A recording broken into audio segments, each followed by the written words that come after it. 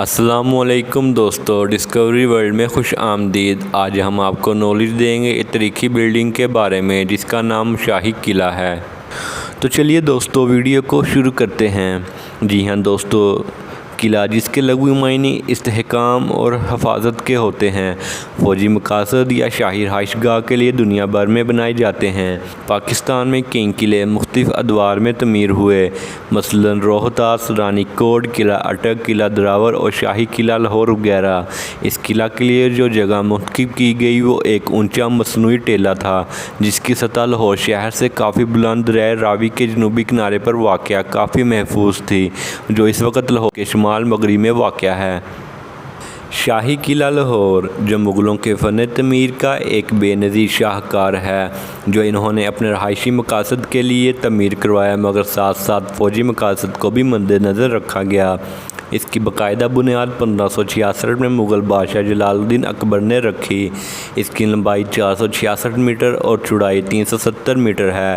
دیواریں سرخ پختہ اینٹوں سے بنی ہوئی ہیں جس کی چنائی مٹی گارے سے کی گئی ہے۔ ان دیواروں پر بندوقچیوں کے لیے سوراخ ہیں جن کے آثار مشرقی دیوار میں اب تک موجود ہیں، جن سے وہ محاصرہ کرنے والی فوج پر گرم پانی اور گولیاں برسا سکتے تھے۔ یہ قلعہ اپنی وسعت، فن تعمیر اور شہرت کے لحاظ سے پورے پاکستان بلکہ پوری دنیا میں مشہور ہے۔ اس قلعہ کے اندر مختلف ادوار میں مختلف عمارات تعمیر ہوئی جن کو 6 حصوں میں تقسیم کر سکتے ہیں۔ شاہی قلعہ کی مغربی دیوار سے منسلک یہ دروازہ اورنگزیب عالمگیر نے 1673 اور 74 میں تعمیر کروایا۔ اسی جگہ پر اکبری دور میں بھی ایک دروازہ موجود تھا۔ اورنگزیب عالمگیر نے اس کو ازسر نو تعمیر کروایا جس کی وجہ سے یہ عالمگیری دروازہ بھی کہلوایا، جس کی تعمیر پرانے فوجی اصولوں کے مطابق کی گئی ہے۔ خوبصورتی اور لوپ کے لحاظ سے اس کا کوئی ثانی نہیں۔ اس کے بڑے بڑے مسمن برج کنول کی پتیوں سے آراستہ ہیں، جبکہ گیندماں برجیاں اس کی خوبصورتی کو چار چاند لگائے ہوئے ہیں۔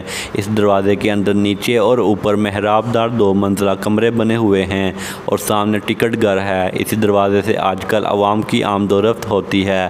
اس دروازے کے اندر داخل ہونے کے بعد دائیں جانب ایک راستہ ملتا ہے جس کے نیچے اور محافظوں کے کمرے بنے ہوئے ہیں، جبکہ بالکل سامنے ایک چھوٹے سے کمرے میں بانی لاہور لوہے کا مندر ہے۔ اس مندر کے شمال میں بلندی پر ایک مسمن دروازہ ہے جس پر جانے کے لیے بڑی بڑی سیڑھیاں تھیں جو کہ عہد برطانوی میں ختم کر دی گئیں۔ دروازے کے آثار ابھی تک باقی ہیں۔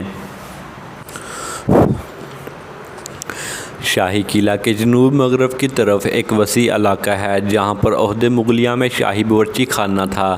یہ جگہ لوگ کے مندر کی پچھلی جانب اور مسمن دروازہ کی جنوبی طرف واقع ہے۔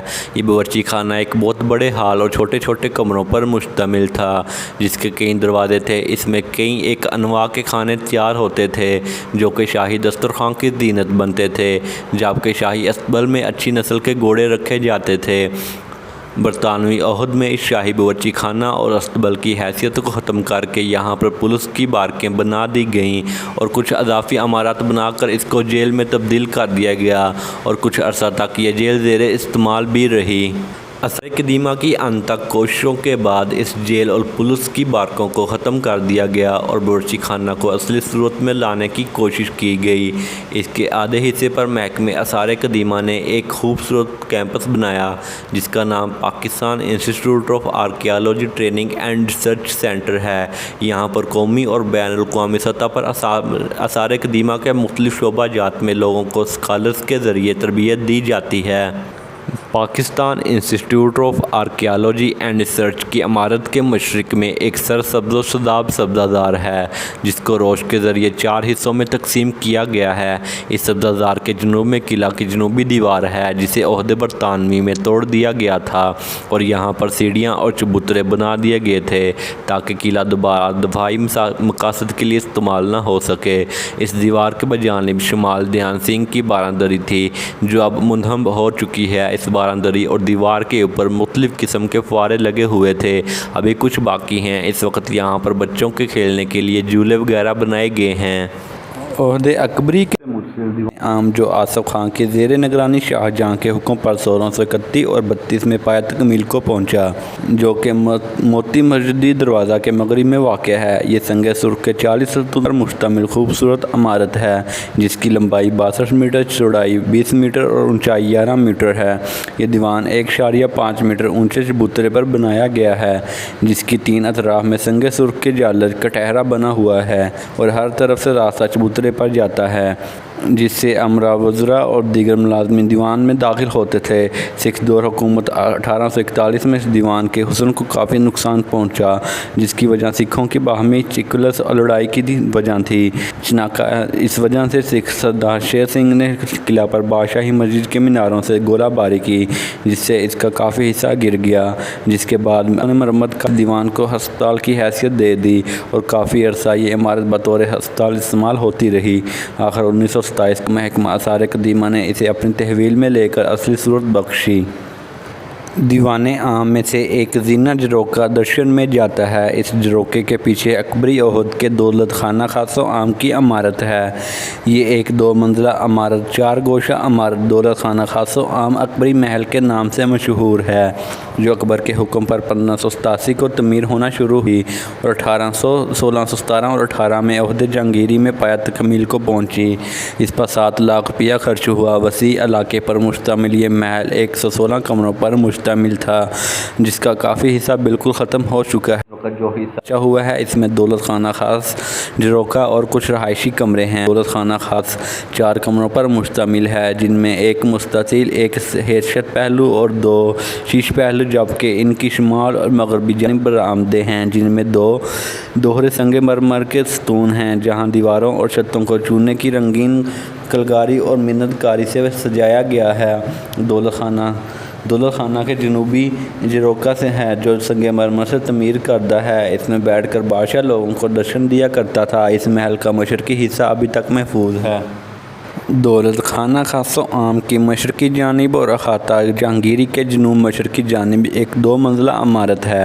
اس عمارت کا زیر حصہ عہد اکبری کا ہے، جبکہ اوپر والی عمارت راجہ رنجیت سنگھ نے اپنے بیٹے کھڑک سنگھ کے لیے بنوائی، اسی لیے کھڑک سنگھ کی حویلی کے نام سے مشہور ہے۔ کھڑک سنگھ کا یہ محل 8 کمروں اور ایک بڑے ہال پر مشتمل تھا، کیا گیا جو اپنی خوبصورتی کے لحاظ سے ایک نمونہ تھا۔ آج کل عمارت کے اس حصے میں ڈائریکٹر حلقہ شمالی آثار قدیمہ کا دفتر ہے۔ اس حویلی کی نچلی منزل دراصل عہد اکبری کے دولت خانہ خاص و عام کا ایک حصہ ہے۔ آج کل اس محکمہ آثار قدیمہ کی ایک خوبصورت لائبریری ہے، جو تقریباً 15,000 کتابوں پر مشتمل ہے۔ یہ لائبریری ایک بڑے ہال پر مشتمل ہے، جس کو الماریوں کے ذریعے مختلف حصوں میں تقسیم کیا گیا ہے۔ اس کی پچھلی جانب کمروں کا ایک سلسلہ ہے، جو محکمہ آثار قدیمہ کے اسٹور کے طور پر استعمال ہوتا ہے۔ جہانگیر کی والدہ مریم زمانی نے 1614 کو قلعہ کے مشرقی دروازے کے باہر ایک عظیم الشان مسجد تعمیر کروائی، جو اس کے نام سے موسوم ہوئی۔ قلعے کا یہ دروازہ مسجد کے قریب ہونے کی وجہ سے مسجدی دروازہ کہلایا، جو بعد میں بگڑ کر موتی دروازہ بن گیا۔ یہ دروازہ قلعہ کی مشرقی دیوار کے وسط میں واقع ہے، جو ایک مضبوط اور پائیدار دروازہ ہے، جو اپنی خوبصورتی اور جاہ و جلال بخیر عہد اکبری کے عظیم فن تعمیر کی عکاسی کرتا ہے۔ یہ دروازہ پر کے لیے دندانے دار فصیل ہے، جن میں مستطیل نما سوراخ ہے۔ اس قسم کی سوراخ دار فصیل قلعے کے کسی اور حصے میں نہیں ملتی۔ اس دروازے کا اندرونی حصہ گنبد نما ہے، جن کے دونوں جانب بڑے بڑے 2 منزلہ کمرے ہیں۔ یہ کمرے محافظوں کے لیے مخصوص تھے۔ اس دروازے کے اندرونی جانب شمال اور بجانب جنوب عہد اکبری کی عمارت منسلک تھی، جو ختم ہو چکی ہے اور اب صرف ان کی بنیادیں باقی ہیں۔